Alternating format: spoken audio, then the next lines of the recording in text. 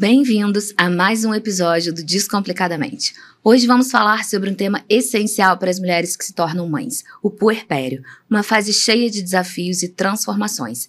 Esse episódio também é especialmente importante para quem convive com uma mulher nesse período e deseja oferecer um apoio efetivo. Eu sou Sátia Alvarenga, psicóloga especialista em terapia cognitivo-comportamental e supervisora clínica. E eu sou Fernanda Tomás, assessora de marketing com foco em psicologia. Estamos aqui para discutir as mudanças físicas, emocionais e sociais que o puerpério traz na vida das mães e muitas vezes são pouco compreendidas. Esse episódio é apoiado pela Clínica Foco, que oferece apoio psicológico especializado para mães no pós-parto e suas famílias. Para mais informações sobre atendimentos, basta escanear o QR Code na tela e acessar o nosso site. Hoje a nossa convidada é Thaís Salvador, mãe da Esté de quase 3 anos, que vai compartilhar a experiência pessoal dela durante o puerpério, trazendo uma visão real e honesta sobre os desafios desse período. Hoje temos o prazer de receber Júlia Bittencourt, psicóloga especialista em psicologia perinatal, saúde da mulher e terapias comportamentais contextuais. Júlia atua como psicóloga clínica para mulheres, gestantes, mães e puérperas, além de supervisionar profissionais que atendem esses públicos. Mestre em psicologia pela PUC-Rio, ela é idealizadora do Instituto Materflex e coordenadora editorial dos livros Gestação, Puerpério e Maternidade e Psicologia e Saúde da Mulher. Vamos descomplicar? Bem-vindos ao Descomplicadamente.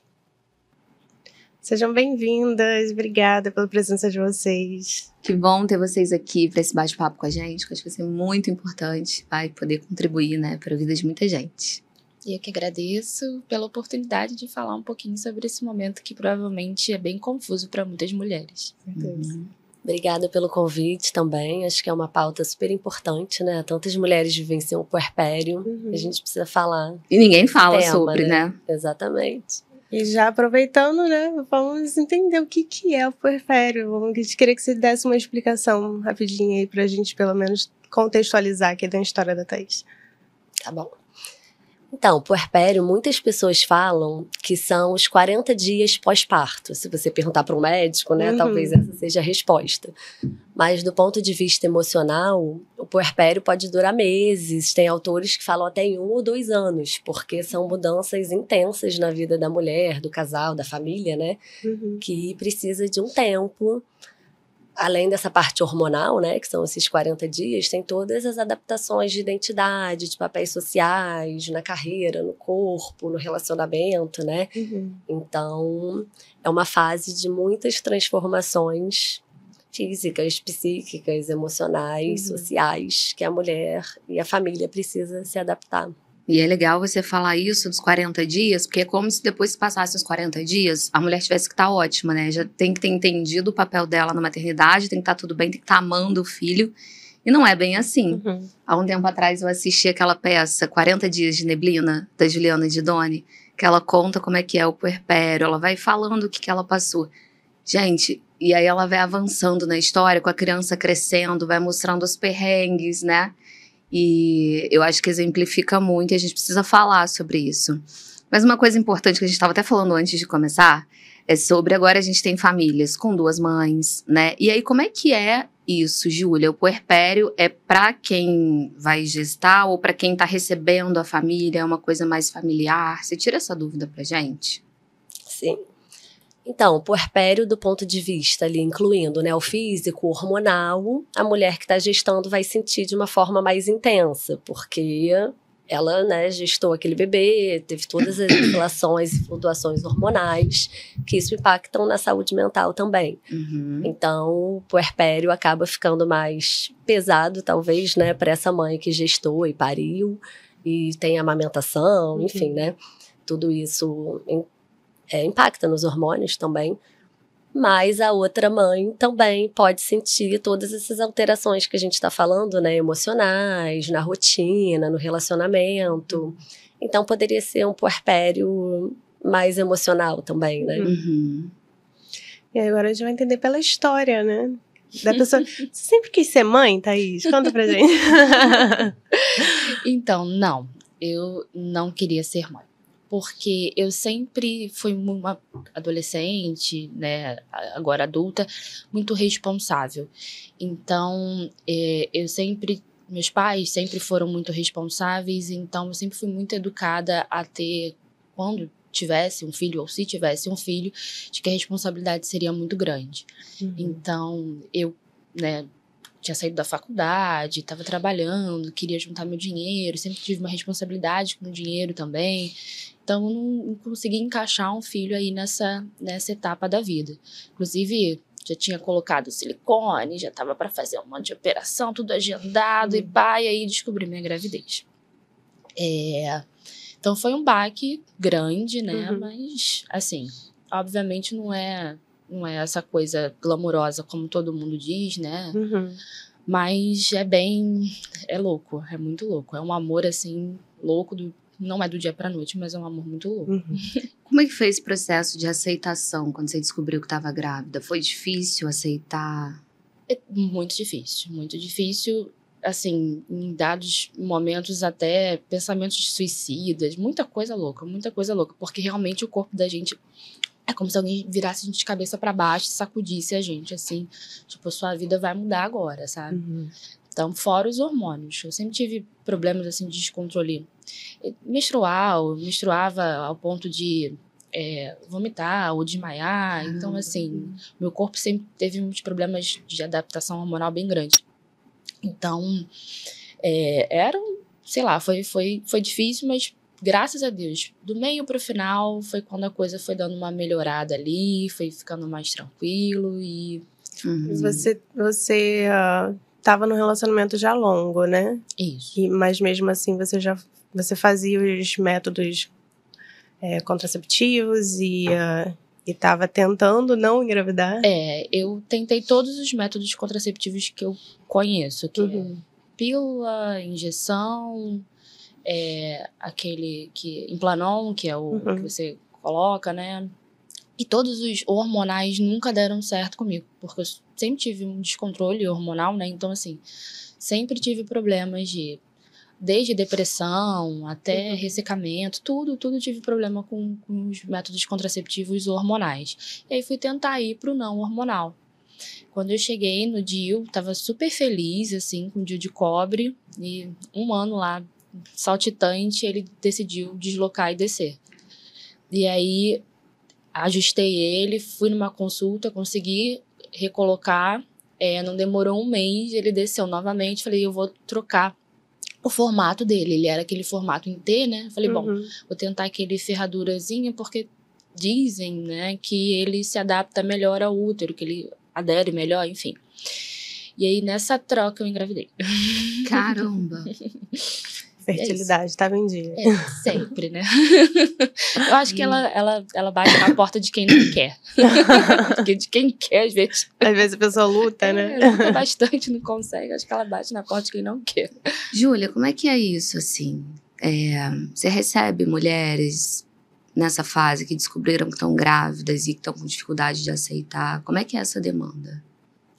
Sim, é bem comum, assim... Tanto mulheres... Isso, né? Acho que é importante. É comum essa demanda. Eu acho que, assim, é comum. Tanto mulheres que não querem engravidar e acabaram engravidando, né? E estão precisando lidar com essa aceitação, estão em sofrimento. Porque é isso, a vida vai mudar, né? Então, a pessoa não estava se preparando psicologicamente para aquilo. Às vezes, nem na vida mesmo, né? Financeira, de trabalho, do relacionamento, enfim. É muita coisa, né? Sim, então, assim... Até as mulheres, né, que querem também é comum ter, às vezes, uma dúvida, né? A gente fala que são as ambivalências da maternidade, né? Que já começam desde a gestação. Então, às vezes, até aquela mulher que queria engravidar, quando se vê grávida, fica em crise, às vezes, né? Quer estar grávida, não quer estar grávida. E acho que uma coisa que é importante falar é que, assim, também não é porque não queria engravidar que depois vai ficar mal, né? Não vai aceitar o bebê, ou porque queria engravidar que vai ficar bem de saúde mental, enfim, né? É claro que quem não quer engravidar tem mais chances de talvez depois ter alguma questão, né? De uma depressão perinatal, ou de repente... um transtorno de ansiedade, enfim, se vê com mais questões emocionais. Mas muitas mulheres que desejaram também podem ter complicações, né? Foi meu caso, né? Nossa, meu sonho da minha vida era ter filho. Nossa, eu queria muito ficar grávida. Eu odiei ficar grávida. Passei muito mal. Eu não conseguia comer nada. Eu emagreci muito na gravidez, porque eu não conseguia comer. E foi no período da pandemia, né? Onde eu tinha que ficar trancada em casa. Eu descobri minha gravidez 1 mês depois que começou a pandemia. Então, foi uma gestação que eu não vivi a parte boa da gestação. Eu vivi só os desconfortos, porque eu não podia sair, não podia fazer nada, não tinha como distrair. Então, acho que isso exemplifica bem. Até quem às vezes idealiza, quer, de repente, quando vai experimentar, não é fácil. Mas a minha terapia estava em dia, graças a Deus. Eu acho também importante falar, eu não tenho a visão da maternidade, mas eu acompanhei muito de perto a da Thaís, e eu me agoniava muito quando as pessoas chegavam e falavam, ai, nasce uma mãe, sabe, aquela coisa super romantizada da maternidade, a Thaís estava tipo assim, não queria que nascesse essa mãe, sabe, principalmente bem no comecinho ali. Então, acho que as pessoas têm que ter também essa noção, né? Que a mulher tá nesse processo. Depois que eu comecei a, né, ter contato com a psicologia, com o estudo e tal, antigamente, né? Quando alguém ficava grávida, eu dizia assim, ai, que incrível, parabéns. Agora, eu falo, ai, e aí, o que você tá achando? Porque eu não sei, né? Eu não quero botar ali pra pessoa como um negócio maravilhoso. Perfeito, então, eu ia falar isso. Mais cuidado, assim, né? De que é muito comum todo mundo falar parabéns, né? Só que às vezes a mulher não tá feliz com aquilo, né? E ela não tá então, nem querendo receber esse parabéns. Eu acho que isso que você falou é perfeito, de assim, né? Como é que você tá? Como é que tá pra você? A gente acolher e ouvir essa pessoa é melhor do que já acreditar que ela está plena, né? Porque eu acho que é isso que você falou. A gente vive numa sociedade que romantiza a maternidade, né? Como se toda mulher nascesse para ser mãe. Quando tá grávida, nasce uma mãe, como se fosse uma coisa instintiva, né? Aquele instinto materno que tanto falam, né? E que a gente, quando estuda essa área, vê que não é real, assim, né? Uma construção, como todo amor, né? De amigo, de relacionamento. É uma construção também, né? Certeza. Então, acho que desromantizar é importante. Eu acho importante mesmo falar, né? Porque as pessoas às vezes não têm essa noção. Você sentia muito isso das pessoas que vinham falar com você? É porque eu sempre fui muito grosseira, então. Já dava, chega pra lá. Então já... Mas assim, uma coisa muito importante nesse caminho foram meus amigos. Inclusive, minhas amigas, né? No primeiro dia das mães, eu ainda estava grávida, elas me mandaram uma cesta de café da manhã de dia das mães e tal. Então, assim... E elas sabiam o tempo todo que eu tava infeliz, que eu não queria aquilo. Então, elas falaram assim, nós estamos junto com você. Isso é tão importante, né? Isso sabe? É muito, muito importante. Porque as pessoas ao seu redor, elas sempre vão fazer... né? A gente tem que fazer pelo outro o que a gente queria que fizesse, né? Então, foi primordial pra mim. Obviamente que pessoas desconhecidas, a gente, tipo, só... dá um basta, né, e coisa. Mas as pessoas próximas da gente, pra mim, meu pai e minha mãe sempre foram, né, meus pilares, eles sempre foram pai e mãe de verdade, que sempre estiveram ali pra tudo pra mim. Minha avó tem 83, 84, e inclusive neste momento ela está com a minha filha. Pra você estar aqui, né? Pra eu estar aqui. Então, assim, rede de apoio, amigos, parente, seja lá o que for, ela é essencial para você ter uma sanidade mental e não enlouquecer, principalmente no momento em que você não queria ter aquele filho. E quando nasceu, Thaís, quais foram os impactos emocionais e físicos que você sentiu? Vamos lá. Depois da chegada, né? Emocional foi aquela coisa, né? Até hoje eu fico, cara... Como é que aqui? Vamos lá, porque assim, pedi muito a Deus um filho tranquilo, sabe? Pra poder passar por isso de uma forma mais tranquila. E ela, se fosse aqui, ela estaria subindo na mesa. Maravilhoso. Aí Deus mostra, tipo assim, não. Não é do jeito que você quer. É do jeito que eu quero pra te ensinar aí, ó. E graças a Deus que ela é assim, porque se fosse tranquilo, né? Ia ser muito fácil. Então... do ponto de vista emocional foi muito louco, está sendo muito louco e provavelmente o resto da vida vai ser muito louco, mas do ponto de vista físico eu tive um corpo ok, um corpo bonitinho, então assim, a minha barriga tive um parto normal, nunca tinha feito procedimento estético, então não sou uma virgínia que vou chegar em casa com a lipo HD em dia, como todas as mulheres. E aí cheguei em casa ainda com a minha barriga de grávida, porque é normal, quem nunca passou por uma gravidez não sabe como é que é esse processo. E aí quando eu cheguei em casa, um ser que eu não vou falar o nome, mas que é meu familiar, chegou pra mim e falou assim, ué, você não tirou o bebê, não? Nossa. Puxado, né? Puxadíssimo. Homens, opa, já deu spoiler. Homens. Então, assim, e essa barriga demorou, não sei, mais de um ano aí, não, no aniversário de um ano já não tinha mais barriga, mas quase um ano aí para ela poder sumir completamente e meu corpo voltar ao normal. Só que a maioria das mulheres não volta ao seu corpo normal, entendeu? Então, assim, eu fico imaginando como eu tive uma sequência de sortes, né? Porque meu corpo voltou até, hoje em dia, tá um pouco até melhor do que era antes. Então, que é muito difícil, isso é muito difícil de acontecer. As mulheres voltam com estrias, as mulheres voltam com a barriga caída, as mulheres voltam com uma autoestima, assim, no chão. Então, graças a Deus, pro meu corpo eu não sofri tanto. Mentira, minha cara derreteu. Depois verdade, eu tô da crise dos 30. Aí acho que não tem muito não tem a ver, né? Não dá pra jogar. É da idade, estamos derretendo. Desculpa, filha, não tem nada a ver com você. Mas, fora isso, assim, o corpo em si, mais o lado emocional mesmo, que precisa ser tratado com terapia. E aí, hashtag Dudu, dá uma força aqui pra gente, de terapeutas e de psicólogos que estejam preparados através do SUS, porque bons profissionais são muito caros e não dá para pagar. O plano de saúde, o reembolso é ridículo e os profissionais não são valorizados o quanto eles precisam ser valorizados. E aí tá aí, ó, na sociedade capenga, que nada funciona, ninguém funciona na mente das pessoas. Tá horrível, as pessoas estão com aquele sorriso maníaco, não, eu tô bem. Não, você não tá bem. Como diz Fernanda Tucci, todo mundo doido se achando normal. Exatamente. A gente já pediu Eduardo Paz para colocar TCC no SUS, DBT. DBT, agora aí, ó, profissionais bem qualificados, né? Principalmente para as mães, né, que são a base da nossa sociedade. Né? E, Júlia, o que você observa, assim, quais etapas essa mulher vai vivenciando nesses aspectos físicos e emocionais depois que o bebê chega? Quais os impactos que ela pode vivenciar? Em geral, quando o bebê nasce, tem os impactos físicos e emocionais, né? Como a Thaís estava contando. Tem privação de sono, tem essa... Deixa eu te perguntar. O impacto físico é isso, do corpo tá diferente e tal. E o impacto emocional? Você explica um pouquinho para quem tá assistindo, para os familiares, porque a gente tá falando de impacto emocional, mas de repente a gente traz exemplos. Tem noção do tanto que é, né? Assim, quando eu cheguei em casa, eu fiquei 5 dias que eu chorava do nada. Eu tinha uma crise, eu chorava copiosamente, me dava uma crise de choro. De repente passava e eu tava normal de novo.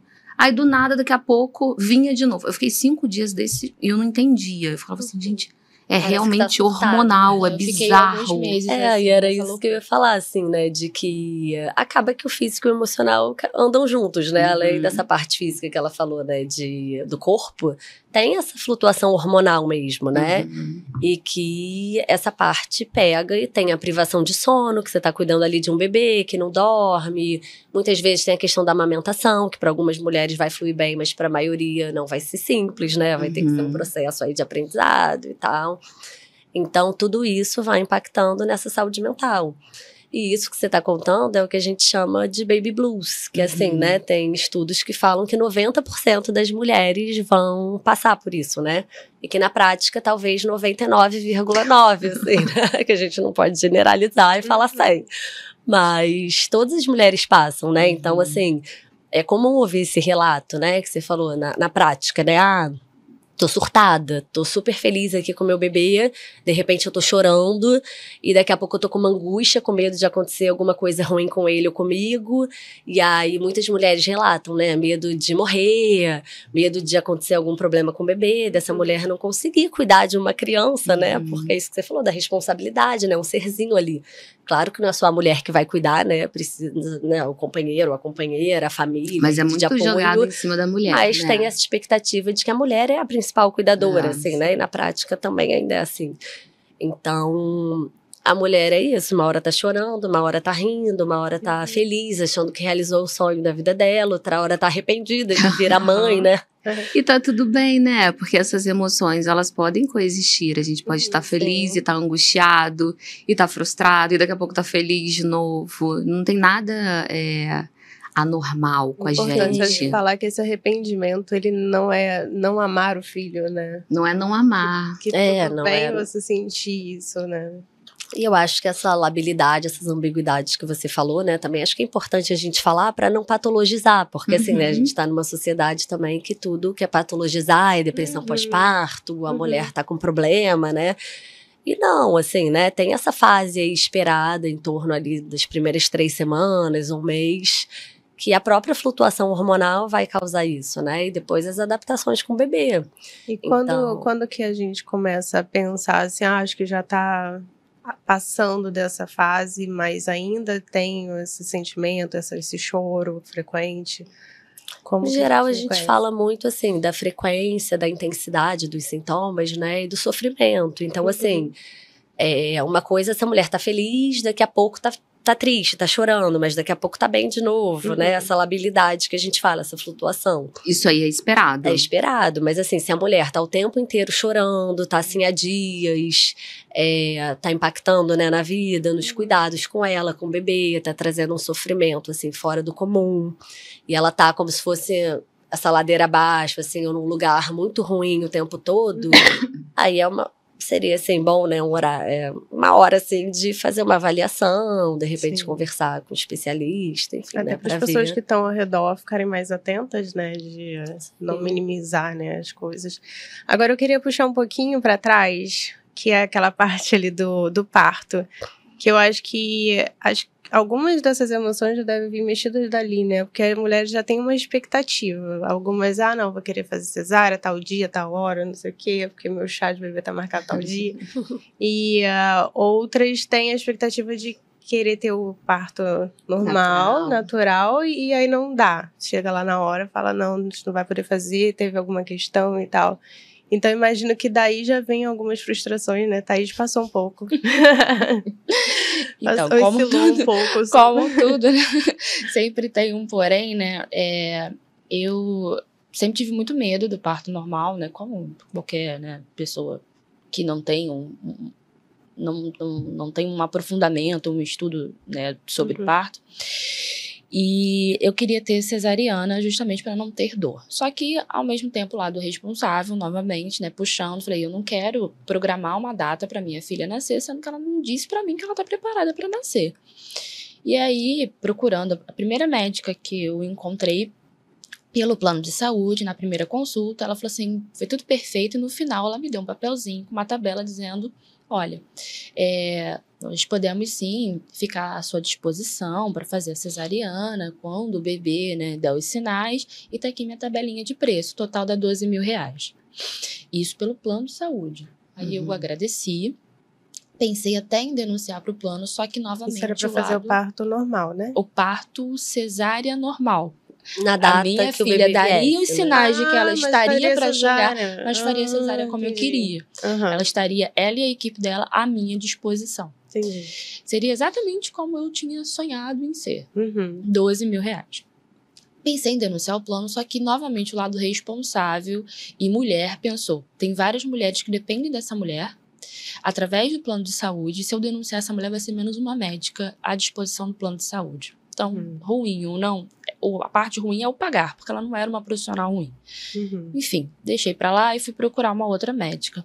Eu tentei ligar várias vezes, tentei agendar com essa outra médica, ela disse, olha, impossível, eu já peguei paciente de uma outra médica, eu tô com uma carteira de quase 3.000 mulheres. Caramba. Eu nem sei como se atende 3 mil mulheres. Eu acho que pra mim isso é impossível. Mas, né, existem super-humanos e ela provavelmente é uma delas.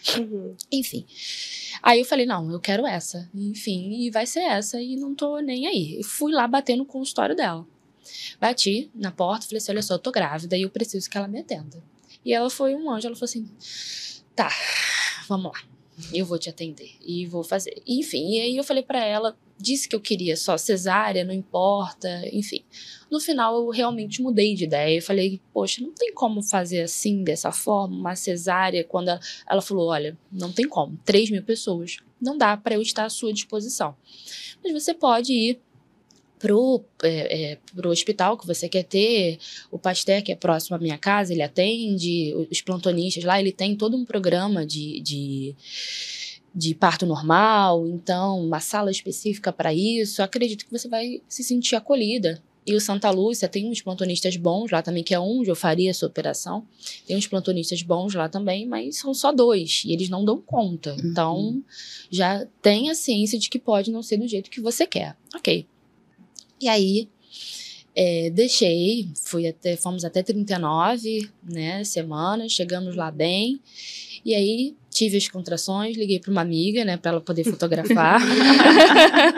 Eu fui fotografar o parto dela. Meu Deus. Amiga mesmo. Não, eu assim, eu falei, gente, eu vou desmaiar. E aí, fomos pro Pasteur, chegamos lá, que era o mais próximo da minha casa, chegamos lá, eu estava na sala de emergência com a moça que estava com dores vaginais, a moça que estava com menstruação há muito tempo, enfim. A outra parindo também. A outra parindo, pessoas que não tinham, não necessariamente a ver com a gravidez. E aí chegamos por volta, acho que de 10 ou 11 horas, e as contrações se intensificando. Como era minha primeira filha. Eu acho impressionante, só te cortando rapidinho, que ela tinha um controle absurdo do corpo dela, que a gente fez as fotos na sexta-feira, e ela falou pra minha amiga, vai nascer domingo. Aí eu falei, como é que você sabe que tu vai fazer parto? E ela já tinha decidido de fazer parto normal. Eu falei, você parto normal, como é que você sabe? Eu, não, é domingo e tal, fica preparada ali de manhã, que eu vou te mandar uma mensagem. De manhã, 7 horas da manhã, ela mandou, as contrações estão diminuindo, tá no tempo tal, não sei o que, ela já controla tudo. Tem coisas assim que não tem explicação, né? Essa foi uma delas. Eu tenho certeza que eu vou ganhar na Mega Sena. Gostaria de deixar isso aqui pisado. Meu irmão passou pra ESA e foi pra Três Corações. E era a formatura dele no final do ano. Minha mãe tava naquela coisa, eu quero muito ir com você, eu quero lá com seu irmão, quero ficar com você, quero estar junto com você. Eu falei assim, vamos lá. Primeiro que é pandemia, período ali de pós-pandemia, não dá pra ficar mais de 2 pessoas, o fotógrafo e quem vai estar ali no parto junto comigo. E como meu namorado, na época, né, hoje marido, sempre sonhou muito em ter filho, eu obriguei ele a estar dentro da sala de parto. Falei, se você sonhou em ter filho, você tem que estar aqui dentro da sala de parto, é o mínimo que tem que ser feito. Então não dá pra você estar comigo nesse momento. Queria muito, amo muito, mas não dá. Ele que tem que estar nesse momento. E aí eu obriguei ele, essas 2 coisas, a estar lá e a cortar o cordão umbilical. E minha mãe foi lá e falou, mas vai nascer, eu não vou estar aqui. Eu falei assim, olha só, fica calma que vocês vão na sexta-feira e ela vai nascer no domingo. Enquanto vocês estiverem voltando de Três Corações. Surreal. Aí ela falou assim, não, para de besteira. Eu falei, não, é sério. Aí fizemos um bolão na família de quando ela nasceria e tal. Eu falei, não, ela vai nascer no domingo. Dia 5, quando todo mundo estiver voltando da estrada, ela vai nascer no domingo. Pode ficar tranquilo. Fizemos as fotos no dia anterior e tal. Eu tava bem inchada. E realmente comecei as contrações às 7 horas da manhã no domingo. Não sei dizer, não sei explicar, não sei o que aconteceu, mas eu tinha aí um palpite muito forte de que seria isso. E foi. E aí chegamos lá no Pasteur, bateu, falei, bom, eu dei o meu prazo, né? Falei, se der meio-dia, eu não for atendida aqui, nós vamos pro Santa Lúcia, porque no decorrer da gestação... Porque, na verdade, o Santa Lúcia, ele não fazia um parto normal, era só cesárea. E ali ela já estava decidida que ela queria o normal. Só que não tinha como, ela ser atendida ali, estava lotado. Assim, a médica, como ela operava no Santa Lúcia, né, ela falou assim, olha, só tem 2 plantonistas para parto. Te confesso que vai ser muito difícil você conseguir fazer um parto normal. Mas pode tentar, não custa nada. Então, por isso, como o Pasteur era mais perto, e lá tinha todo um programa de incentivo ao parto normal, eu falei, bom, vou pra lá. O programa de incentivo já me travou, que não deixou nem entrar nele. Então, aí, uma moça do meu lado falou assim, você tá em trabalho de parto, não tá? E eu, olha, parece que sim. A barriga fazia. A barriga é muito louco. E aí ela falou assim, menina, fala com teu marido para ir lá dentro, vai lá. Aí ele foi lá dentro, aí ele falou assim, ela disse que você tem que esperar. Aí eu esperar, tá bom. Então, nenhum médico, nada, não tinha passado pela triagem. Nossa. Aí eu falei, bom, não sei se é assim que funciona, mas não tô confortável com isso não tô feliz não. Pegamos um Uber, fomos ao Santa Lúcia, o Uber não queria abrir o vidro, o ar-condicionado tava bombando, dezembro, calor, e eu lá, tipo, eu sempre tive problemas para incomodar as pessoas, sempre tive problema com isso, eu não queria incomodar o Uber, olha, que fofa da minha parte. Não queria incomodar o Uber. Aí ela olhou pra minha cara e falou assim, vem cá, o que tá, você tá suando aí? Aí ela, moço, vou abrir aqui a janela. Ele, o ar-condicionado está ligado. Aí ela, mas não tá funcionando não, e ela tá parindo. Quando ela falou, ela tá parindo, acho que caiu a ficha ele chegou dele. A fazer assim, ó. Aí ele começou a passar a marcha e chegamos mais rápido, né, no Santa Lúcia. Chegando lá, médicos, obviamente, despreparados, como, infelizmente, a categoria não está preparada para ter partos normais. O médico falou assim, olha só, nós aqui fazemos isso, que eu não vou me lembrar agora o nome dos procedimentos, que eram procedimentos absurdos para poder induzir o teu parto. Falei, olha, esse eu não autorizo, esse eu não autorizo, esse eu não autorizo, tá bom? Aí ela olhou pra minha cara, tipo assim, vai ser um caos isso aqui, tá? A enfermeira, um anjo que sempre me atendia quando eu ia lá qualquer coisa que eu tinha durante a gestação, eu ia lá, ela falou assim, uma vozinha, ela, olha, pode ficar tranquila, ela não vai fazer nada disso não, tá? Faz o seu parto normal. Falei, bom, isso aqui é um sinal para eu, né, dar prosseguimento. E aí, quando a médica fez o toque, ela falou assim, você tá com 6 centímetros de dilatação. Aí eu, poxa, legal, né? Já tinha lido por alto, porque eu também não estudei muito sobre parto, já tinha lido por alto que o ideal é 10, né, e tal. Quando a gente subiu lá pra sala, né, pra eu ter, já tava quase em 10, já tava chegando em 10. Então, assim, eu sou uma parideira e eu nem sabia que eu era uma parideira. E aí, obviamente, começaram as contrações. Outra coisa que eu também acho muito importante frisar aqui, mulheres grávidas, quando vocês forem fazer a força do parto, façam força de cocô. Ponto. Eu preciso deixar isso muito importante aqui, porque ninguém me falou isso. Meu parto durou 1 hora, o parto franco, que eles dizem, né, que é aquele período de expulsão. Durou 1 hora, mas ele podia ter durado facilmente nem meia hora, porque eu tava fazendo a força errada. Eu tava fazendo a força da novela. Tava saindo, voltava. Que era a força na cabeça. Então eu tava segurando o ar, prendendo o ar aqui, que é a força que as novelas fazem a gente fazer. Teve uma hora que ela gritou, faz a cesárea, pelo amor de Deus. Eu gritei pra médica, empurra essa cabeça de volta, pelo amor de Deus. Eu falei, não tem como, a cabeça já tá saindo, Thaís. Empurra de volta e faz a cesárea. É um relato comum também, assim, né, das mulheres quererem mudar no meio do caminho, assim, o parto. Porque ninguém... Por conta da dor, a pessoa quer acabar ninguém em logo momento com aquilo, nenhum. né? Ela no finalzinho, né, nos 10, 15 minutos finais, ela falou assim, você tá fazendo a força errada, depois de quase 1 hora. Entendeu? Obviamente, para alguém que é profissional, eu acredito que ela deveria ter... Às vezes é muito óbvio pra pessoa, né? Ela acha que o outro já sabe. Exatamente. O olhar humano de você realmente entender que aquilo dali é novo. É zero. A sua primeira experiência parindo, né? Então, e parece que é algo natural, né? Às vezes, sei lá, deve ser pras leoas, mas pra gente não é, cara. Não é. Finge que é natural, mas o negócio é muito louco. Mas uma coisa que eu vejo também, né, falando dessa idealização do parto, né, que você falou e ouvindo sua experiência, até que eu achei que você tava... Hoje em dia se usa mindfulness no parto, né? Que é pra você estar atento ao seu corpo, ao momento presente, né? E sensações... Mesmo você falando que não estudou muito, né? Ou se preparou tanto, você parecia estar atenta, assim, né? Assim, então, fluiu é até bem. Porque com certeza ela leu bastante. Então, assim... ler pouco dela não é... Não é ler pouco, né? Porque, assim, eu achei você bem consciente no momento, bem atenta. Então, assim, né? são técnicas até que se usam na hora do parto. Assim, um pouco pra virginiana, né? Eu sou virginiana, então assim... Entendi, pro grau de exigência. Eu tinha que estar ali, tipo assim, não, você não vai fazer isso. Inclusive, no momento do parto, são muitas situações em que o emocional acaba superando, né? Para induzir, para melhorar, ela deu algumas, 2 ou 3, se eu não me engano, injeções de ocitocina, que aquilo dali, né, ela veio com uma pipeta e tentava furar a minha bolsa, só que minha bolsa estava posterior, então aquilo me causava uma dor absurda, que eu não sei o que ela estava furando ali, que não era a minha bolsa. Então, ela tentava me abrir, ela passava vaselina e tentava me abrir. Então, assim, na violência obstétrica, que a gente, mulheres, todos os dias, agora uma mulher provavelmente está passando por isso, entendeu? E que isso tudo no puerpério, ele vai vir com tudo, uma avalanche em cima da gente. Eu ficava, por que eu não falei que ela estava me machucando, meu Deus? Então, assim, são coisas que a gente precisa falar, a gente precisa dizer, a gente precisa martelar de que essas coisas não são normais. E não é porque eu não queria ter filho que hoje eu não amo a minha filha, entendeu? Que ela me ensina a ser uma pessoa melhor todos os dias. Eu digo que a minha melhor professora da vida está sendo a minha filha.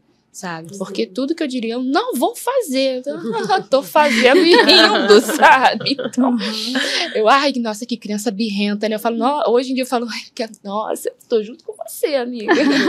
Então, assim, é um aprendizado, é muito louco, mas a gente precisa falar porque as mulheres não estão sozinhas, entendeu? E esses números até de violência obstétrica, né, são muito altos, assim, né? 1 a cada 4 mulheres passa por violência obstétrica. Gente. Então, assim, isso também o que é documentado, né? Talvez Fora o que sejam não números tem maiores. vergonha também, as mulheres têm vergonha de falar. A minha provavelmente não foi documentada. Né? Então, assim, são coisas que vão passando e como você falou, né? Eu acho que, assim, muitos profissionais não estão capacitados, às vezes, assim, é isso, é um volume de trabalho muito grande, às vezes é atender as mulheres ali quase como número, assim, né? E aí perde um pouco esses detalhes ali daquele momento do parto, que o que você começou falando, né? Um rito mesmo, né? Porque eu tava ali, sinceramente, eu não sabia que aquilo ali era uma violência. Eu achava que ela tava fazendo o trabalho dela do jeito que o parto, assim, pensando na parte emocional, né? Simbólica, até é um rito de passagem mesmo, né? Quando esse bebê chega ao mundo, essa mãe realmente, né, vai ter o seu bebê ali.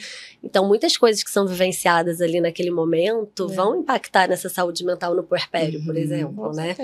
Então, eu até brinco, assim, né?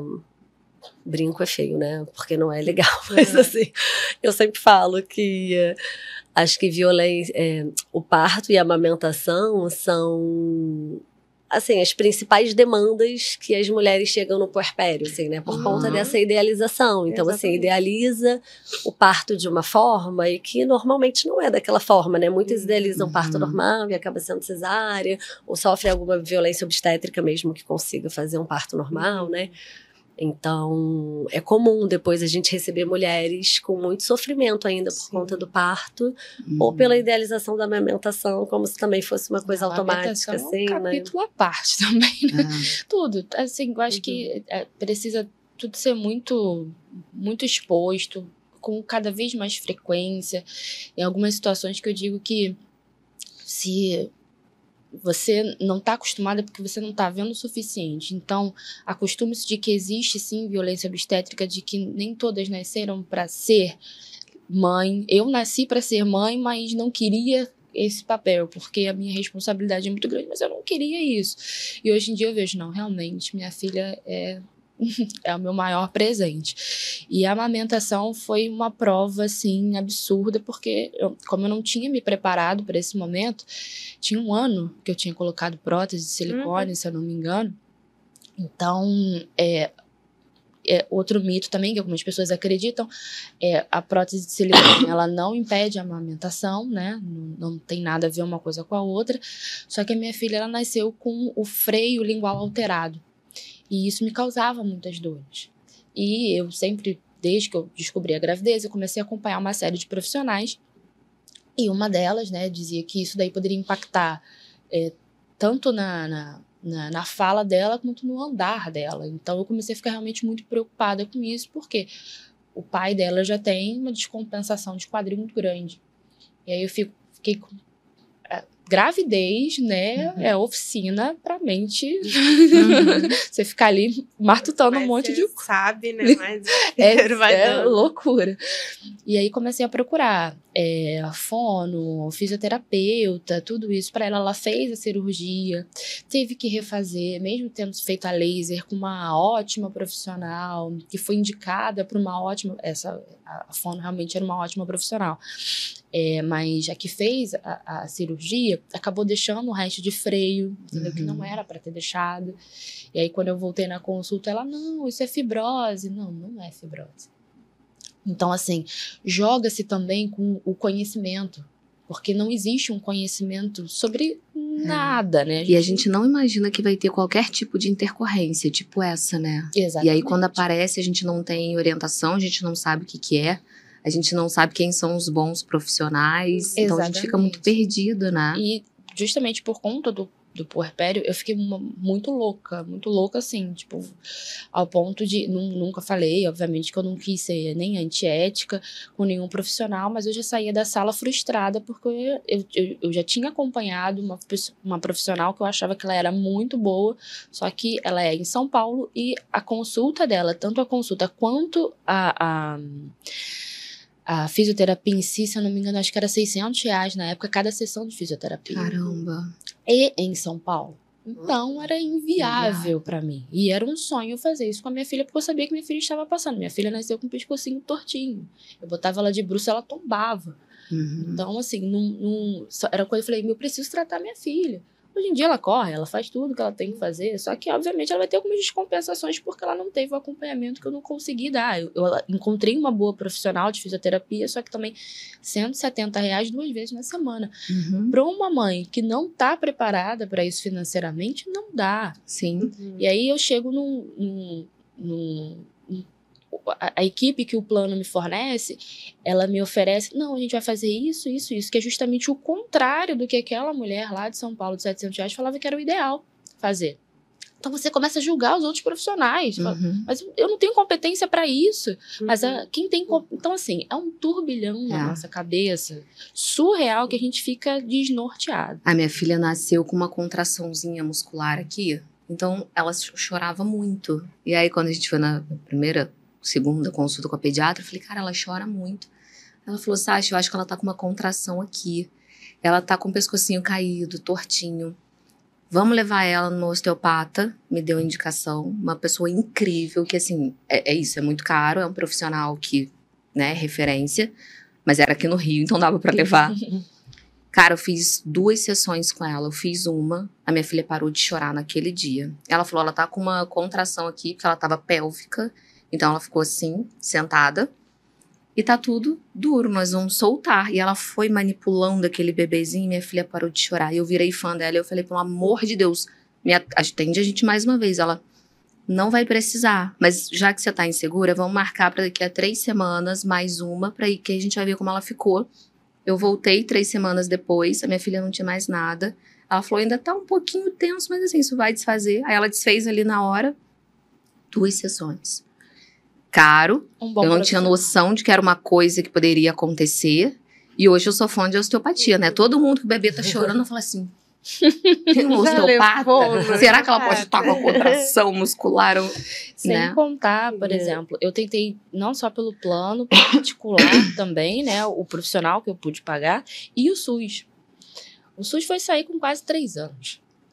Então, assim, cara, dizem que a janela de tratamento para um bebê é de 6, se eu não me engano, de 6. Então, são pouquíssimos meses para ter uma recuperação 100%.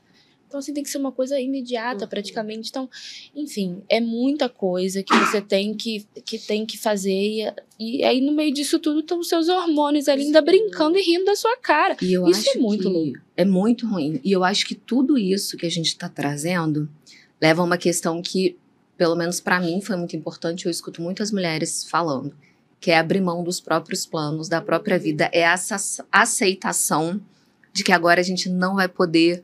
Por exemplo, com quem que eu tava falando ontem? Tava falando com uma pessoa que eu tava conversando. Antigamente eu ia trabalhar, eu acordava, me arrumava e ia trabalhar. Ela tá com um bebê de 6 meses. Hoje, para ir trabalhar, Você tem que ver alguém pra falar com a criança, você tem que arrumar roupa, você tem que ver comida pra essa criança, você tem que ver remédio pra essa criança, você tem que ver tudo. Então, Atenção que ela pede. atenção que ela pede. Eu mando áudio pra Fernanda e a Isabela no fundo. Mamãe! O tempo inteiro, né? Tô falando com a tia Fernanda, peraí. E aí a gente tem que abrir mão dos planos. Você vê chegando muito isso? Tem muito sofrimento em torno disso ou não, Júlia? Sim, como é que é? eu acho que assim, né? Eu tava ouvindo a Thaís falando, agora você, né? Eu acho que é isso. Quando o bebê nasce, vem os desafios, né? E que a gente só vai sentir na prática. Então, assim, E as pessoas não falam, né? Assim, Não, e assim, é isso. Parece que você vai ter um bebê, você tem um instinto materno e vai saber cuidar, e o bebê vai ser saudável, perfeito, e vai dar tudo certo. Só que não, né? Aquele assim, em geral, a gente vê cada vez mais bebês, isso que você falou de osteopata, são relatos cada vez mais comuns, assim, né? Pacientes levando os bebês no osteopata, porque tem uma torcicolozinha, porque tem uma contração, né? Ali uma contratura por causa do... uma contratura. De estar ali na barriga, ali encolhidinho, né? Conforme vai crescendo. Então, assim, tem sido cada vez mais comum. Então, vem os desafios reais, assim, né? Que é isso, meu bebê tem tal demanda, eu preciso atender, e para isso eu preciso de tempo, eu preciso de dinheiro, da parte financeira, eu preciso de saúde mental, porque vem as preocupações, é o que você falou, né? A cabeça vai a mil. Então, assim, será que isso é simples? Será que vai poder resolver? Qual o impacto disso lá na frente? Então, a cabeça da mãe, né? As preocupações, ansiedades, enfim, né? Ficam a mil. Então, os desafios viram reais, né? E eu acho que, respondendo um pouco o que você está falando também, eu acho que a gente vive numa época também com excesso de informação, né? Que eu acho que, assim, é bom, por um lado, que é isso, né? Tem um osteopata, precisa de uma físio, a linguinha, a gente tem mais conhecimento para questionar um pediatra, né? Procurar um bom profissional. Mas, por outro lado, a gente fica meio doida, que é o que você falou. Pô, eu queria levar nessa, que é especialista, mas às vezes você até leva numa que é referência, você nem gosta tanto do atendimento. Ou uma outra que alguém gostou, você não vai gostar. Você fica meio perdida ali, né? Nossa, tem tanto profissional, tem tanto conhecimento. Um fala A, o outro fala B. Em quem que eu vou confiar, né? Então, as mães ficam muito ansiosas, muito perdidas. E com muitas demandas, que é o que você falou, né? Que precisa cuidar dela e do bebê e dessa rede de apoio, né? Como é que, para eu sair de casa, eu preciso de toda uma estrutura. Enfim, e como é que você trabalha isso com essas mães? O que é recomendado? Como lidar com isso? Eu sei que a gente não pode fazer um tratamento aqui, mas que orientações você dá que podem ajudar nesse momento? Inclusive a culpa materna, né? Inclusive a culpa, né? Eu acho que assim, é o que você falou, né? Não existe receita de bolo, mas eu trabalho muito assim, né? Na psicologia a gente tem várias abordagens, né? Então, assim, eu trabalho muito com a terapia de aceitação e compromisso, que eu acho que ajuda muito, assim, né? Porque momento, trabalha, né? Eu acho que é muito bem-vindo, assim, né? Trabalha flexibilidade psicológica, trabalha essa aceitação que você falou, né? Porque, assim, eu até ia brincar quando você estava contando ali do parto, que você conseguiu ter esse controle, entre aspas, né? Mas a maternidade, em geral, mostra que a gente não tem controle de nada, né? Então, assim, aceitação de emoções que vem, a gente... essa angústia junto com essa alegria, enfim, né, que a gente se sente ali meio doido, mas a gente acolher, observar, aceitar situações que a gente não vai poder mudar, né, com a criança, com o bebê, com a rotina, enfim, você planejou, sei lá, que vai trabalhar, tem uma reunião importante, mas sua filha tá doente, não tem com quem deixar, porque você não confia na pessoa que ia cuidar, enfim, você precisa remodelar ali seu dia, sua agenda. Então, a gente está o tempo inteiro lidando com o imprevisto. Então, acho que trabalhar a aceitação é importante. Esse contato com o momento presente, né? Que a gente falou também do mindfulness, né? De estar atento ao que está acontecendo a cada momento. Trabalhar questões, acho que de valores e uma vida significativa, assim, né? Porque... nesse tempo, assim, né, de rede social, acho que a gente vê também muita receita de bolo, né? Uma boa mãe tem isso. Para ser uma boa mãe, tem que fazer tal coisa, né? Se eu não tô fazendo, eu tô culpada, tô me sentindo mal. Agora a gente não, né, tem muito essa fala de que você não pode falar não, de que você tem que deixar a criança livre. Muitas regras, né? Então, assim, são regras impostas socialmente que a mulher... quer pegar e acha que precisa fazer aquilo para ser uma boa mãe. Só que não existem regras gerais, gente, um né? negócio que é assim, se seu filho estiver fazendo birra em algum lugar, você tem que deixar e ficar parado. Cara, é muito difícil. Existe isso? Alguém fala isso? É, que você, assim, né, tem que agachar do lado da criança, Sim, acolher, fica ali, espera, acalmar. quase deita junto ali no chão, espera. Cara, pode até ser que algum dia você esteja bem, você tenha, assim, acordado, né, com tranquilidade. Acho que eu não nasci bem pra fazer. Tem a menor condição de fazer. Mas, assim, cara, tem dia que seu filho vai fazer uma birra, você vai querer sacudir ele. Não que você vá sacudir, mas, assim, você vai ficar, cara, vamos parar com isso. Peraí, não é assim. Só que aí vai enchendo a gente de culpa. Se você faz isso, você é uma boa mãe. Se você não faz, você é uma mãe ruim. E, cara, eu acho que a gente tem que ter uma noção geral do que é desenvolvimento, o que esperar, o que a gente pode esperar de cada fase e entender que a gente nem sempre vai conseguir lidar com aquilo que a criança está trazendo. Às vezes a gente vai sim perder a paciência, vai ficar irritado. E nesse momento eu acho que a gente precisa de estratégias para sair de cena e se acalmar. E aí vem a nossa rede de apoio. É quando a gente fala assim, olha só. Quando é possível ter. Quando é possível, preciso de um tempo, você pode me ajudar? Fica com essa criança aí que eu preciso sumir um pouco. Inclusive, eu diariamente eu penso nas pessoas que não têm rede de apoio, né? Naquela mãe solo que realmente não tem uma mãe, não tem um pai, não tem um irmão, não tem uma vizinha, não tem ninguém que possa ajudar ela. E assim, as minhas orações diárias são para elas, porque eu tenho uma rede de apoio absurda, absurda. É muita gente que tá ali junto comigo. Minha mãe, minha avó, meu pai, meu marido. E nisso, quando não tem uma amiga que fala assim, não tem ninguém não, eu fico. Então, assim, eu tenho pessoas que, se eu tiver qualquer absurdo, eu consigo deixar minha filha.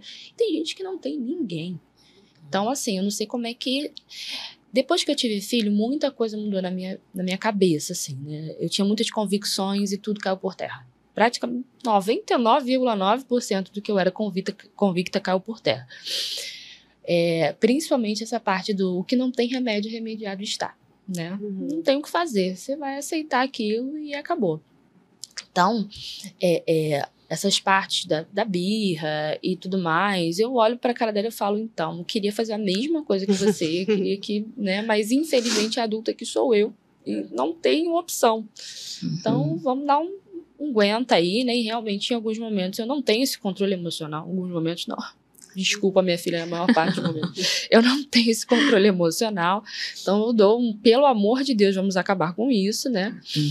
E, bom, eu acho que cada geração, os pais, eles sempre, a maioria, obviamente, né? Vai errando, tentando acertar. E eu acho que a intenção é o que vale. Meus pais sempre foram pais rígidos, né? Nunca deixaram a gente fazer birra.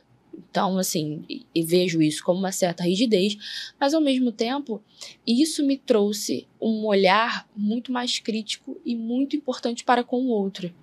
Porque eu sou uma pessoa muito responsável com as emoções do outro, eu sou uma pessoa muito responsável com o que o outro sente. Então, isso foi muito importante para mim. E aí, ao mesmo tempo, eu tento não ser tão rígida com a minha filha. Porque eu vejo como hoje eu tenho medos muito importantes que foram causados por essa... É rígido demais. Então, assim, meus pais estavam errados? Não, eles sempre foram muito amorosos. Mas foi errando e acertando. Algumas coisas a gente não quer repetir, né? E outras coisas a gente acha que... Então, eu acho que nossa geração, ela tá buscando muito conhecimento, isso é muito importante, né? Essa busca do conhecimento, tentando acertar da melhor forma, e em uns dados momentos mete um F aí e a vida é dura. A Júlia, ela estava falando ali de rede de apoio, né? Imagino que também seja uma grande queixa, né? De consultório de mães. Sim, e a gente vê, né? Além de estudos na prática diária, de que assim, realmente as mulheres que têm uma rede de apoio conseguem maternar de uma forma mais tranquila, assim, né? Porque é isso, dá licença, preciso dar uma surtada ali no banheiro, fica com a minha filha, consegue comer uma comida, consegue trabalhar, enfim, né? Consegue viver para além da maternidade. E as mulheres que não têm essa rede de apoio, muitas vezes precisam realmente abdicar da sua vida, das suas vontades, enfim, né? Dos seus planos, para cuidar exclusivamente de uma criança, né? Que dá muito trabalho. Tem aquele provérbio, né? Acho que é africano, que fala que a gente precisa de uma aldeia para cuidar de uma criança. E antigamente, nas outras gerações, como você falou, era mais comum, né? Morar perto, às vezes a avó não trabalhava. Hoje em dia os avós trabalham. Hoje em dia, cada um mora no seu apartamento. Até essa coisa do vizinho, né? Que você falou de ter uma amiga e tal. Isso é muito bom, mas não é todo mundo que tem, assim, né? Então, realmente, às vezes tem mulheres que vão cuidar o tempo todo de um bebê. Isso é muito exaustivo. E a gente vê essas mulheres cansadas, sobrecarregadas.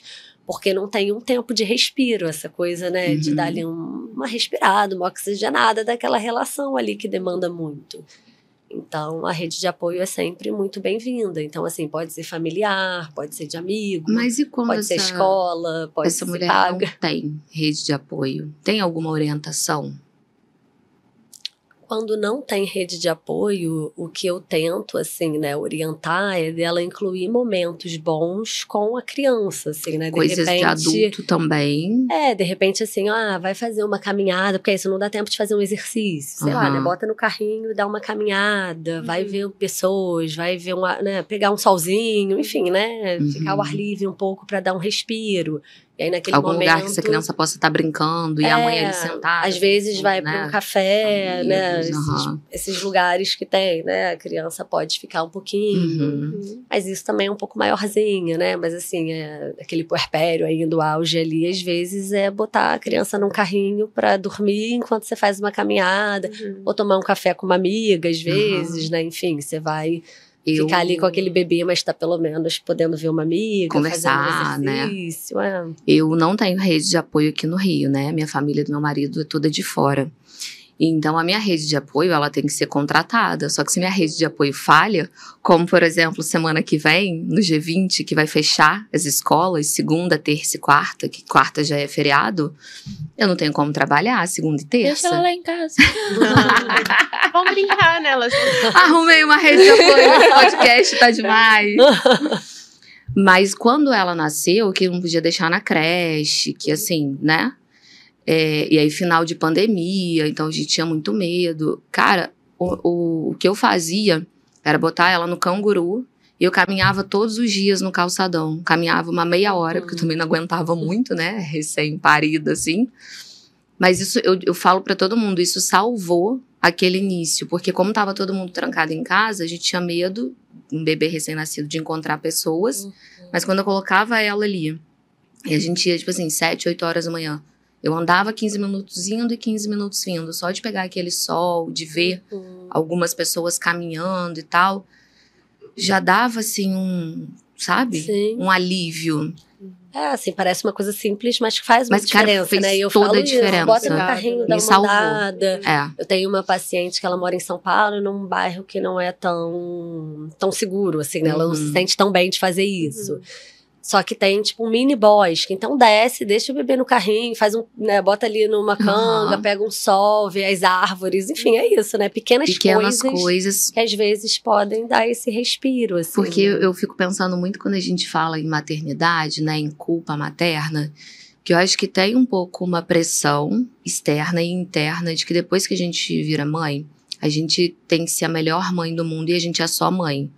Como se a gente não tivesse os outros lados, sabe? A Sasha amiga, a Sasha profissional, a Sasha que é da zoeira, que gosta de festa, sim, que vai sair, dançar. Como se ela não pudesse existir mais. Sasha mulher, esposa. Exato. E a gente tivesse que ser só mãe. Cara, isso pra mim nunca funcionou e não funciona. Eu tenho meus momentos com as minhas amigas toda quinta-noite. Caragem. Eu tenho meus momentos com meu marido sozinha, que a gente sai sozinha. Aí é a rede de apoio que tem que ser contratada para isso acontecer. Eu já viajei sozinha com ele. Primeira viagem que a gente fez junto, ela tinha 2 anos. E a gente tenta fazer sempre um fim de semana sozinho. E a minha vida profissional, que eu não quero abrir mão. Obviamente que hoje eu não atendo a quantidade que eu atendi antes. Antes eu atendia de 9 da manhã às 9 da noite. Hoje eu não posso fazer isso porque a creche fecha às 6h30. Então eu tenho que parar às 6, né? Então, eu sou muito mais feliz se eu puder me dividir em todas essas etapas. Só que a gente é muito julgada quando a gente faz isso. E quando você fala assim, vou viajar sozinha com minha mãe. Nossa, eu nunca deixei meu filho. Se meu filho não puder ir, eu não vou. Você é julgado, inclusive, pela criança. Eu julgava meus pais. Porque, assim, eu lembro que meus pais, assim, quando dançavam mais sensual, eles fazem isso. Então, assim, você não pode... Só pudessem ser pais. Exato. Só pudessem ser pais. Então, assim, o trabalhar disso tem que ser muito diferente para a sociedade de um modo geral. Vocês estavam falando, inclusive, como uma mãe solo vai conseguir fazer isso? O buraco é tão mais embaixo, mas tão mais embaixo, que, por exemplo, as pessoas que não têm dinheiro, não moram num bairro, ok, tem 2, 3, 4, 5 filhos, como essa mulher se vira? Eu tenho casos, assim, de que tem uma menina, ela tem 4 filhos, ela só consegue se virar porque ela não trabalha e o pai das crianças sustenta tudo. Senão não tem como. Porque ela não tem uma mãe presente, ela não tem uma irmã presente, ela não tem um vizinho presente, ela dá conta dos 4. Então, assim, e ela leva as crianças pro bar e é isso. Aí um monte de gente vai julgar, vai falar assim, mas você tá levando seus filhos pro bar? Quem sou eu agora pra julgar? Porque o negócio é feio, sabe? Sim. Mas é o que a Sasha falou, assim, de incluir o filho na sua vida, né? Porque, assim, quando dá pra gente separar, igual você falou, né? O momento disso, o momento daquilo, a gente, enfim, conta com essa rede de apoio pra conseguir. Só que as mulheres que não têm precisam incluir os filhos na vida. Então é isso, é num exercício que vai levar a criança, é num bar que vai levar a criança, enfim, né? Pra viver a vida com a criança junto, né? A minha filha, assim, vamos sair, vamos num barzinho? Vai. Vamos num restaurante? Vai, porque senão a gente não vai fazer nada. E eu não quero só fazer programação de criança. Eu tenho as programações que eu levo ela, sei lá, o teatrinho, a festa do amigo. Eu gosto dessas coisas, mas eu também quero fazer as coisas de adulto. E eu vou levar, e ela vai ter que aprender a socializar ali no ambiente de adulto, como eu tive que aprender a socializar no ambiente infantil. Em parquinho, né? Porque já tinha muito tempo que eu não fazia isso. Em festa de criança, que inclusive eu adoro. Que eu acho também, você estava falando, te ouvindo, eu tava maravilhosa, assim, né? Porque a sua terapia está em dia, como você falou, né? De tipo assim, consigo fazer isso, ter esses limites, esse tempo, porque gente, a sua terapia está em dia. Mas eu só fiz a minha primeira viagem sem ela, porque a minha terapia estava em dia. E quando tava chegando a minha viagem, aí ela com 3 anos, eu fiz uma viagem que eu fiquei 15 dias fora. E eu trabalhei isso em terapia pra eu ir, porque eu queria, que era importante. Porque, cara, eu tinha 3 anos que eu tava ali encalacada naquele negócio. Eu queria ser eu queria tomar um banho e me arrumar, sem criança, no banheiro comigo. E aí, quando foi chegando a viagem, as sessões próximas, eu falei assim com a minha psicóloga: tô arrependida. Por que eu fui fazer isso? Ela vai ficar 15 dias. Como é que você me deixou fazer isso? Eu devia estar em surto. Aí a gente trabalhou ali, né, tudo. Sim. E nessa época, a minha mãe e a minha sogra vieram pro Rio pra ficar com a minha filha. E pra ela não sair da rotina, pra ela ir pra creche e tal. Então elas pegavam só à noite. E que eu acho, assim, muito importante, é o que você falou, né? Seguir sua vida. Mas na clínica a gente acaba recebendo também, né? Imagino que você também, enfim...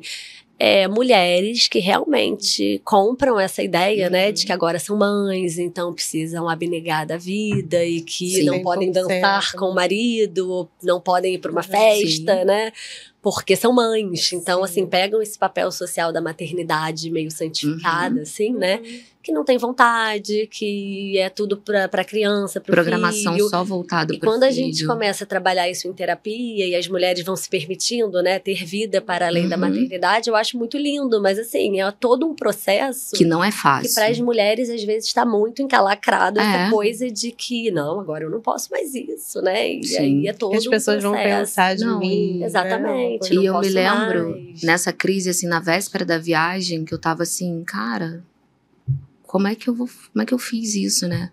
Aí eu conversei com a minha mãe e com a minha sogra, porque as duas são amigas, né? Vão juntas pra minha casa. Aí a minha sogra virou pra mim e falou assim: Sasha, não existe ninguém, depois de você e do Ricardo, que ame tanto a sua filha. As melhores pessoas no mundo pra ficar com ela somos nós duas. Vocês podem ir em paz. Ninguém vai cuidar delas como a gente. Cara, mas aquilo me deu uma força, me acolheu. Eu fui, gente. Não senti falta nem um dia. Não, e no final a vovó ainda conta, né? Nossa, ela amou, ela queria que vocês ficassem mais, né? Sim, porque os avós fazem tudo, né? Não, 2 semanas atrás, a mãe levou a filha dela pra viajar. Ela começou a mandar mensagem assim, gente, um final de semana livre, eu quero fazer tudo, eu quero ver o sol nascer, eu quero sair pra dançar, eu quero não sei o que, eu quero ser ela. Fazer tudo que eu não faço. Eu falei, gente, eu achei que ela só ia querer dormir. Dei uma leve surtada, mas no fim eu só dormi. Não, a gente saiu, né? Mas saiu pouco, porque eu não consigo, o corpo não responde, você não tá mais acostumada, né? Mas assim, mas era um final de semana que qualquer coisa que você falasse pra ela, ela topava. Sim, vamos sair, né? Vamos viver. Vai ser animado. Meu cachorro morreu, vamos mas enterrar. que é isso também que eu vejo, assim, muito na prática, né? De que as mulheres se sentem à vontade para pedir pros avós, por exemplo, né? Pro tio, pro dindo, enfim, para ficar para trabalhar. Só que quando é pra se divertir, não. Ai, não tem culpa nenhuma assim, mais. Né? Terapia mas é muito, mas é muito comum de assim, né? Trabalha, conta com a pessoa ali todo dia. Aí, pô, você não pode um final de semana pra sair com seu marido, sair com uma amiga à noite um dia. Essa mesma pessoa que você conta ficar um pouquinho, ai, mas eu vou pedir pra sair, tipo assim, né? Que absurdo. É a culpa, né? E aí vem a culpa. culpa, né? De Só que antigamente, cara, era isso que você falou da tribo. As famílias se ajudavam muito, né? Quando tinha uma criança, era avó, avô, tio. Não era do jeito que é hoje, cada um enfiado no seu apartamento. Era mais natural, era mais leve, né? Eu acho que leve. hoje, assim, eu tava lendo até um estudo falando que hoje em dia ser pai e mãe é muito difícil, porque aí são muitas regras sociais, tudo vai traumatizar a criança, os pais precisam ser presentes o tempo todo, e isso quer dizer abdicar de fazer uma atividade física, de sair se divertir, de trabalhar, enfim, né, para algumas mulheres. E isso não é bom pra ninguém, então assim, né, às vezes é isso, deixa só com o pai, confia que vai ser bom pra eles. Sim. Então, assim, todo mundo ganha, né? Essa mulher vai sair pra se divertir, o pai e a criança estão brincando, ou vai ficar com a avó, ou com o dindo, e todo mundo tá criando laços e memórias, enfim, né? E ficando bem. Todas as vezes que eu vou me afastar da minha filha, na véspera, assim, uns dias antes, eu começo a me arrepender de estar me afastando. É a culpa, porque por mais que eu esteja terapeutizada, seja psicóloga, cara, a culpa vem. Sim. Mas a questão é, o que eu faço quando essa culpa vem? Sim. E aí, todo ano eu vou para um congresso, né? E ele nunca é no Rio, e eu fico quase uma semana nesse congresso, são 5 dias, 6 de congresso. E aí, todo ano eu apresento o trabalho, eu faço questão de apresentar o trabalho para justificar o porquê eu tô indo, justificar para mim, né? Sim. E meu marido fica com a minha filha. E eu falei assim, Ricardo, pra que eu fui inventar? Eu fui no congresso ano passado, não tem nada de novo. Por que eu tô indo esse ano, cara? Tipo assim. Aí ele virou pra mim e falou, eu falei, pô, ela vai ficar aqui, eu vou deixar ela aqui. Aí ele virou pra mim e falou assim, cara, ela tá com o pai dela, você tá ligado, né? Ela não tá ficando sozinha, você tá indo viajar e ela está ficando com o pai dela, eu tô aqui, para de ser doida. Aí foi outro momento, foram 2 momentos na vida que eu senti assim, eu falei, caraca, que isso? Ela tá ficando com o pai dela, qual o problema? Se fosse o contrário, não ia ter problema nenhum. Ele tivesse indo pra algum lugar, eu ia falar, pô, tá doido? Tá comigo. Não, e a gente tá o tempo todo, né? Eu também tenho 2 filhos, né? Um que vai fazer 9 agora e um de 4. E assim que eu tive filho, meu primeiro filho, eu lembro que eu fiz uma pós num sábado. Eu falava, nossa, vou estudar, mas não tô com meu filho, nananã. E aí, depois daquilo, me bateu, veio o segundo filho. Eu falei, não, vou deixar o fim de semana só pra família. Nunca mais tinha feito coisa no final de semana. Aí agora saiu uma pós que eu queria muito fazer. E eu falei, cara, é um sábado por mês. Eu falei, nem é tanto assim, eles já estão grandes. É isso, o pai pode ficar, alguém pode ficar. Mas aí meu marido até falou, né? Aí ele, mas você não falou que não ia mais fazer coisa sábado? Eu falei, mas agora veio uma que eu quero fazer muito. Acho que dá pra você ficar. Ele, não, dá e tal, apoiou, mas você né? entende que a questão é a gente ponderar e a gente só faz esse tipo, pô, mas eu vou fazer sábado, porque tem essa pressão em cima da gente. Sim, se exatamente. Os pais fazem e nem pensam, né? Isso que fala. Eu vou ter um curso sábado. E ninguém julga, né? Não, o pai vai jogar futebol. Ou você acha que trabalhar isso no puerpério, trabalhar toda essa culpa, será que o pós seria muito mais interessante, já que é um momento que as emoções elas estão muito afloradas, elas estão muito intensas, e seria uma janela muito boa e interessante para você trabalhar isso? Sim, na verdade eu acho até que a janela principal é na gestação já, sabe? Assim, a gente fala que tem o pré-natal psicológico, né? Não sei se vocês já ouviram falar de Assim como a gente precisa cuidar, né, do pré-natal ali físico, da mãe, do bebê, no obstetra, né, fazer aqueles exames todos, a gente trabalhar isso do ponto de vista emocional. Então, existe o pré-natal psicológico, que você pode fazer ou só com a mulher, com algumas sessões temáticas, que você faz uma psicoeducação, passa algumas orientações para preparar para essa fase do puerpério, da construção, né, de uma maternidade saudável. Ou você pode fazer com a família, incluir o parceiro, a parceira, né? Incluir a avó, se for uma principal cuidadora também, ou uma babá, enfim, né? Você pode convidar pessoas que vão cuidar dessa mulher e do bebê nesse momento. E você pode fazer em grupo de mulheres também, né? Então, assim, mulheres... Legal, né? Mulheres no Olha primeiro aí, ó. trimestre, no segundo, no terceiro, que você vai trabalhar temas. E aí, essa mulher já vai se trabalhando ao longo da gestação para ter um puerpério mais tranquilo e viver essa maternidade de uma forma mais leve. Gente, que incrível, Júlia. A gente tem que disseminar esses grupos. Sim, é importante. Muito Faria muita importante. diferença, né? Na maternidade de muita gente. Olha aí o que o SUS podia cobrir também. Eu acho, assim, de verdade, isso que você está falando, assim, né? Eu acho que tem muito a ser feito, né, no SUS. Tem muito a ser feito, assim, existem, né, institutos, até para falar de uma forma para a população conhecer também, como você está falando, né, existem institutos que às vezes dão formação, né, na área da perinatalidade, que oferecem, né, consultas a valor mais em conta, que são profissionais que estão se capacitando, aí tem supervisão.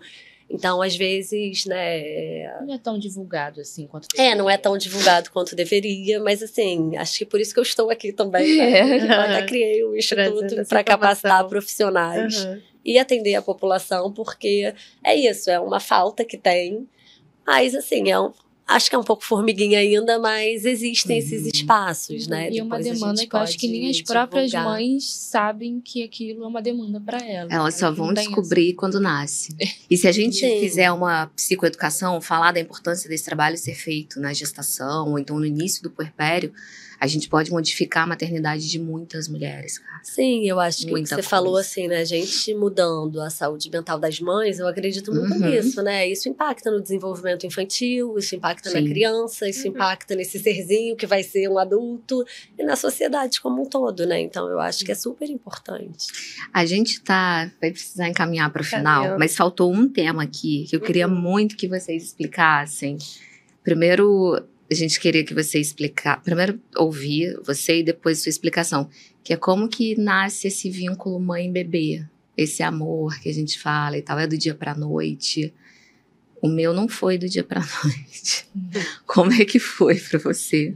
Assim, eu acho que, como tudo na vida, né, a gente tem um parâmetro muito, muito romantizado, né, e muito novelesco da coisa, né? Tudo que tá ali na televisão, desde o beijo, desde o relacionamento, desde a maternidade, o parto mesmo, né, como eu tentei ter um parto de novela. Então, eu acho que isso tudo, a gente precisa vir muito para o mundo real. E até hoje é uma relação de amor e ódio, né, que existe. Eu amo e eu odeio com todas as intensidades que existe de uma vida. Então, assim, lembro que no primeiro dia que eu cheguei dentro da maternidade, né, eu falei assim, quanto tempo que eu vou ficar aqui internada e tal? Ela falou, daqui uns 2 dias. Eu falei, 2? Eu não vou ficar aqui 2 anos, não? Você não vai me ajudar a criar minha filha, sabe? Você já tá me expulsando daqui. Então, assim, quando eu cheguei em casa, eu não sabia o que fazer com aquela criança. Eu falei, e agora, cara? Como é que vai ser? E até hoje, eu não sei, em dadas situações, eu falo isso direto pra Fernanda, eu falo, cara, quando tô só eu e ela sozinha dentro de casa, às vezes me bate um desespero. Eu falo, cara, o que eu vou fazer aqui com essa menina? Essa menina é minha filha, eu sou mãe, sabe? A frase, eu sou mãe. Minha filha vai fazer 3 anos, ainda não se internalizou dentro de mim. Então, amo, como sempre, só que a construção de um amor vai depender de cada ser humano, porque eu tenho alguns problemas de entendimento, e aí vão permear por diversas coisas da mente, que eu só consigo internalizar algumas coisas depois que eu entendo aquilo. Então, eu ainda não entendi muitas coisas da maternidade. Então, é muito difícil para mim internalizar aquilo dali. Mas isso digo que eu deixo de amar minha filha em momento nenhum, em hipótese alguma. Só que, obviamente, tem muitas situações ali que ficam tipo, meu Deus, e agora? O que eu deveria sentir nesse momento? E aí vem o lado racional da virginiana, que eu não sei o que tá rolando, o que eu tenho que sentir aqui? Vamos tentar sentir isso aqui? Não tô sentindo, não. Então, amo, odeio, digo, é uma frase muito pesada, mas eu amo minha filha e pra mim tá sendo muito difícil ser mãe.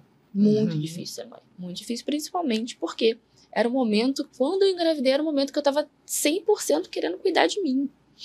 E aí me anulei e estou voltando agora. Então, talvez esse amor ele vai se intensificar agora porque ela está crescendo. Ela está virando um ser humano consciente. E aí tem uma troca maior, uma troca de carinho. Ela não interagia. Então, meu pai, os homens, de modo geral, que é a sua grande maioria, né? Meu pai, o pai dela falava assim, né? Ela não interage, né? Um bebê. Fica paradinho. Então, assim, e chora. Exatamente. Então, esse amor, querendo ou não, é amor que a gente quer uma troca e não vai vir na maioria das vezes. Vai vir um choro, vai vir uma colesada na tua cabeça, sabe? Então, um tapa na cara. Um tapa na cara. Você tá ali se doando 100%. Do nada. Toma um tapa na cara, tipo sabe? isso. É pior do que ser largada por alguém que você ama muito, cara. Então, é um aprendizado, eu entendo que é um aprendizado e é uma construção de amor diária, entendeu? Que muitas das vezes ele vai regredir, ele vai pra frente, ele vai pra trás, não é algo fácil de, pra mim, não é algo fácil de definir. Sim, realmente é uma construção, né? Eu acho que em algum momento, até falei lá do instinto materno, né? Que isso é vendido pra gente, mas que não é real, né? Como toda relação é uma construção. Então é isso, quando é bebezinho, é nesse cuidado diário, na troca de fralda, numa brincadeirinha, no banho, enfim, né? Você vai ali naquele dia a dia, na amamentação, na mamadeira, enfim, né? Mas naquele momento que você tá ali junto, né, do seu bebê, vai crescendo, vai interagindo mais, né? Mas é uma construção diária mesmo.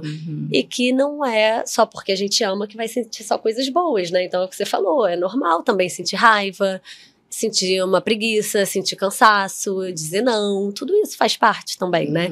Então, algumas mães, às vezes, eu tô com raiva do meu filho, fica muito culpada. Mas tudo bem, aconteceu uma situação que você ficou com raiva, mas não quer dizer que você deixou de amar, né? E daqui a pouco passa a raiva e vem uma coisa boa, mas daqui a pouco vem uma coisa não tão boa de novo.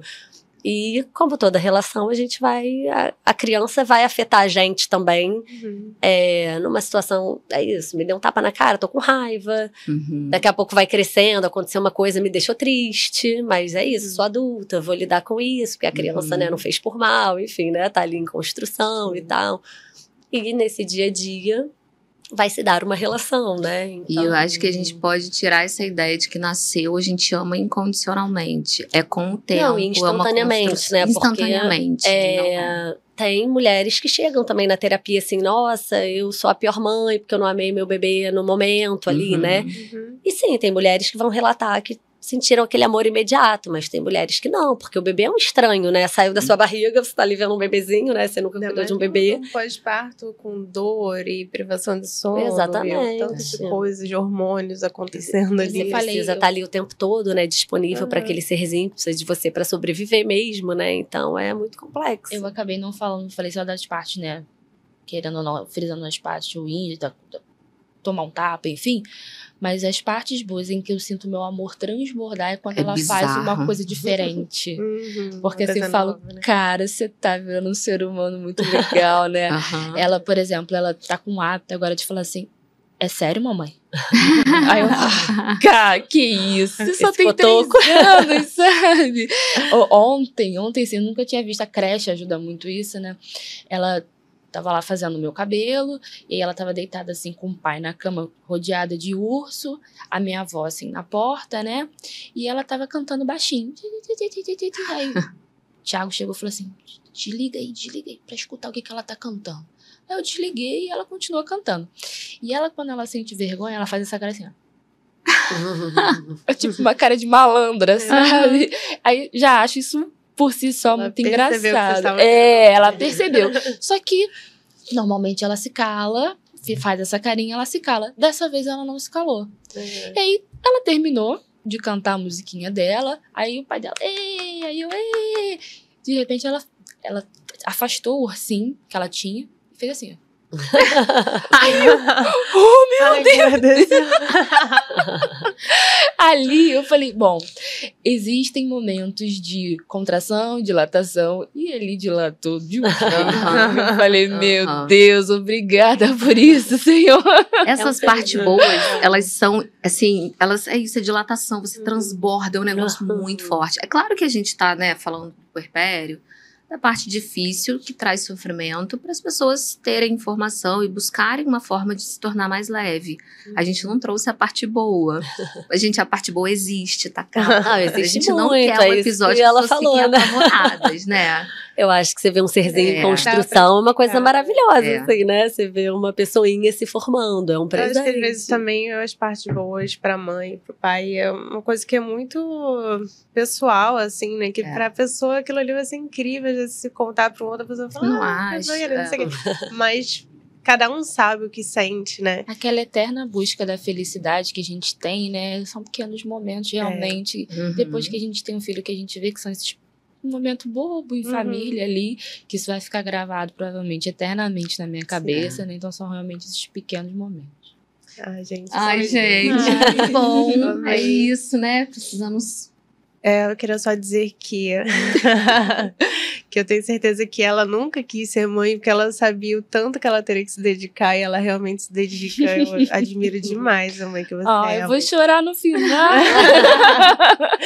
Você sabe disso, o pouco que eu sei de maternidade, ela que me ensinou tudo, porque ela estudava e ela vinha compartilhar. Eu ficava, nossa, sério, nunca imaginei. Nossa, sério, não vou ter filho. Mas eu admiro muito ver o quanto que você se dedica, e você foi crescendo junto com a Esté ali, mesmo sabendo que não era o seu desejo, mas que hoje você faz do teu limão uma limonada.